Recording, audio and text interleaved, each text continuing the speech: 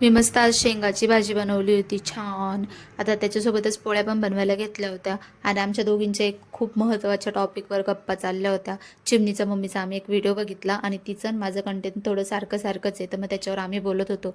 कारण ती सांगत होती खरं खूप भेटतोच, होतो थोडं सक्सेस भेटतोच, नवीन नवीन काही व्ह्यू येत नाही, कंटिन्यू करा, हे ते खूप छान मोटिवेट करत होती.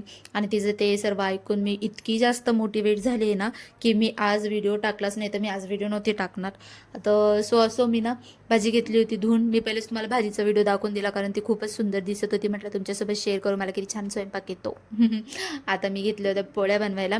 आमच्या काय गप्पा कधीच थांबत नाही, आमच्या गप्पा चालूच असतात. आम्ही जेवताना गप्पा मारतो, आम्ही खाताना गप्पा मारतो, काही पण करताना गप्पा गप्पा गप्पा. ते आलं तर आमच्या काय गप्पा थांबतीच नाही, कारण आमच्या दोघींचं एवढं जमतं ना, इकडचं तिकडचं चालू राहतं. आता आमच्या मॅडमला थोडं झोपवून दिलं, तिला छान छान गोष्ट सांगितली. तिला गोष्टी ऐकायला खूप आवडतात आणि आता ना खूप जिद्दी झाली.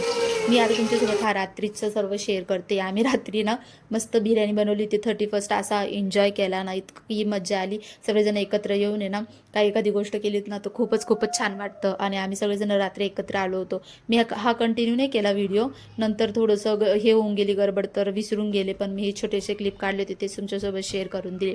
आता अवनी गेली होती वरच्या भाभींकडं, त्यांचा हा मुलगा याच्यासोबत ती खूप खेळत असते, तर त्यांनी मला व्हिडिओ काढून घेतला आणि म्हणजे तुम्हाला व्हिडिओ मी ॲड करू.